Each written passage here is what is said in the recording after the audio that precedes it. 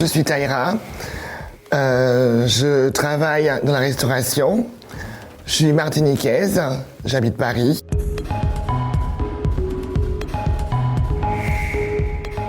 Vous écoutez Toujours Plus, le podcast de Néon, le média fier, déjanté et engagé autour des communautés queer et LGBT+.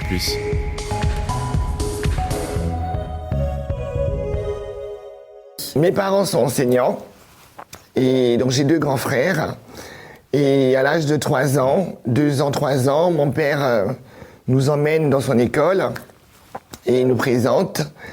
Et avant qu'il termine, il y a un de ses collègues instituteurs qui lui dit « Oh, oui, vous avez votre dernière fille est vraiment très très belle. » Moi, toute contente, je me dis « Hop ». Après arrivé au cours moyen 1, je suis rentré du premier jour de classe.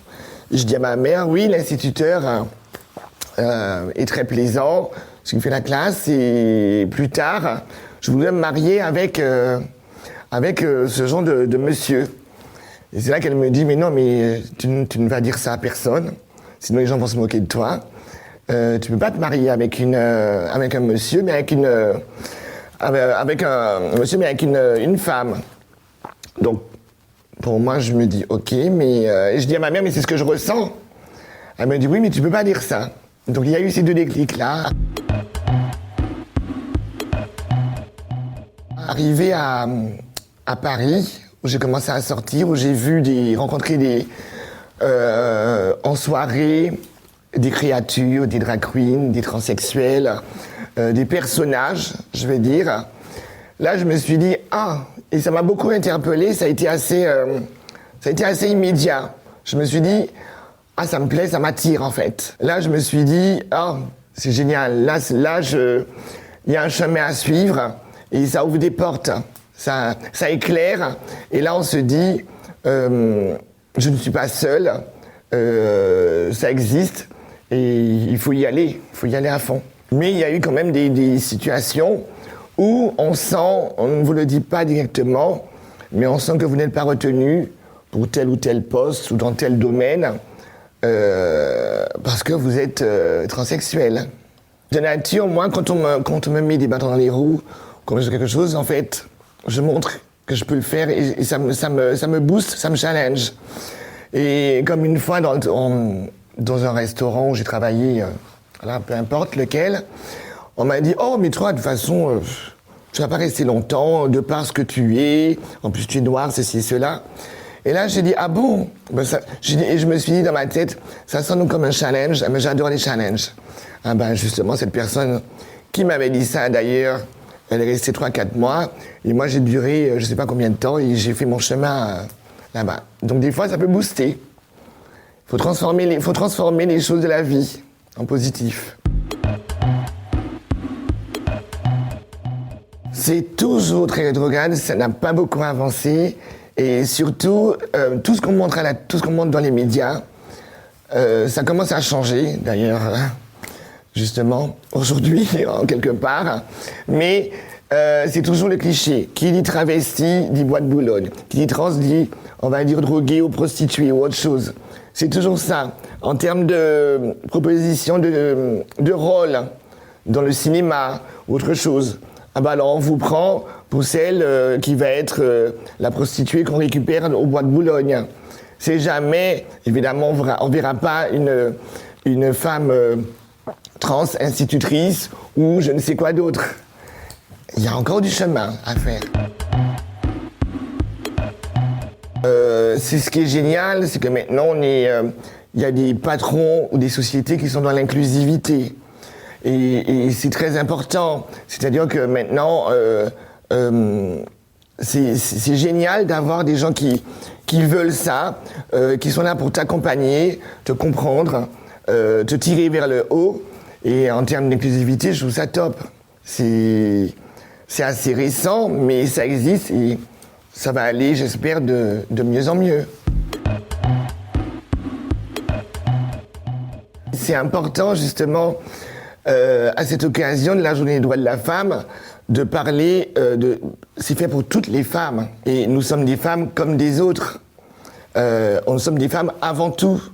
Donc, les droits de la femme, les journées de la femme, c'est fait pour ça, pour dire, ah ben on est là, nous aussi. On est comme on est, mais on est là, et on est fiers d'être là.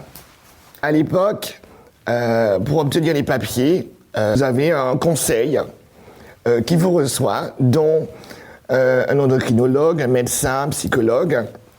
Et c'est assez violent. On prenait les mesures de tout votre corps, la taille du poignet, la taille des mains, le tour de taille, la longueur des cheveux, et ça avec des commentaires évidemment. En second plan, on vous demande de vous déshabiller, donc de vous mettre toute nue. Et là, vous avez un médecin qui vient, qui doit constater que vous avez des seins ici et ça. Et je me souviens qu'à l'époque, je me suis dit, mais je vais vraiment devoir me mettre toute nue. Et ils m'ont dit oui. Et là, je me suis dit, non, mais par où il faut passer. Et c'est assez c'est violent. Donc, c'est vraiment un parcours du combattant. Jusqu'à aujourd'hui, je ne comprends pas. Parce que le psychiatre me dit, oui, alors... Donc déjà, comment vous vous sentez? Est-ce que vous êtes épanoui? Est-ce que si? Vous travaillez où? Est-ce que vos parents vous ont accepté? Tout ça, blablabla. Et puis avant, il me dit, oui, mais de quoi vous rêvez? Je lui dis, pardon? Et il me dit, oui, mais vous rêvez, par exemple, quand vous rêvez de sexe, vous rêvez de quoi? Je dis, mais moi, je vous demande de quoi vous rêvez? Je dis, mais quel rapport avec tout ça, là, maintenant?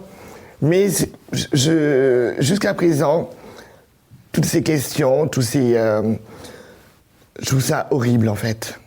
Maintenant, avec le recul, je peux plus ou moins en rire, parce qu'il faut en rire, hein. Mais sur le moment, il m'a bien fallu du temps pour digérer tout ça et en parler d'ailleurs. Il y a des gens qui peuvent arriver et te dire, oui, alors, mais dis-moi, on m'a dit que truc, machin, je dis, déjà, moi, je te demande pas si tu préfères la sodomie ou si tu préfères autre chose. C'est trash ce que je dis, hein. Mais c'est un peu pour les confronter à cette question, à des questions débiles. Hein. Ça les calme. Ça calme tout de suite. Ah, ça, je peux vous l'assurer. C'est-à-dire que j'ai fait une rencontre par le biais d'une application de rencontre, évidemment.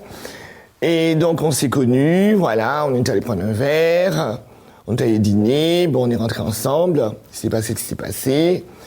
On a une relation pendant à peu près 2 semaines, 3 semaines. Et puis, il a commencé à me demander tous mes contacts, réseaux sociaux. Et puis, environ 1 semaine après, il me dit, oui, j'ai une question à te poser. Est-ce que, voilà, tu es ci, tu es ça? Et je lui dis, mais... Donc, je réponds à sa question. Il m'a demandé... je lui ai dit, oui, effectivement, oui, je suis une femme trans. Et déjà, je lui ai pas dit femme trans, donc je lui ai dit, je suis une femme accomplie, je suis pas née comme ça, mais je suis une femme, voilà, c'est la vraie réponse. De dire femme trans, pour moi, ça renvoie à la sexualité.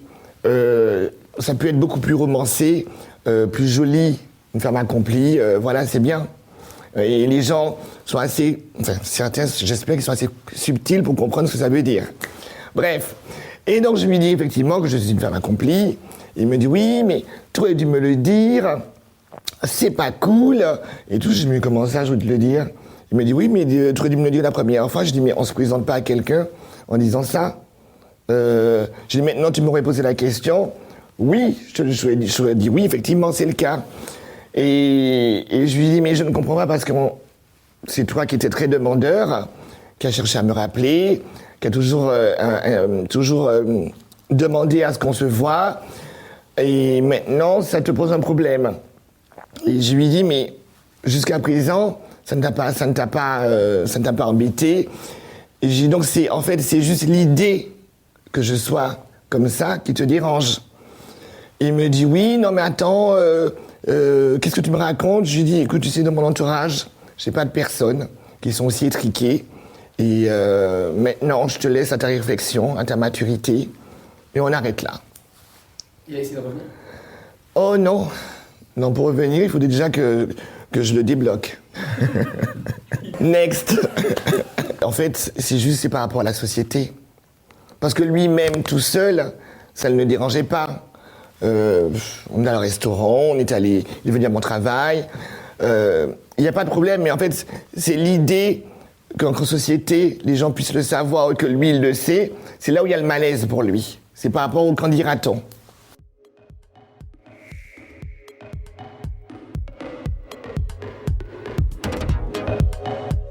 C'était Toujours Plus, le podcast de Néon, le média fier, déjanté et engagé autour des communautés queer et LGBT+. Vous pouvez retrouver tous nos autres contenus sur Instagram, TikTok et Facebook. À bientôt!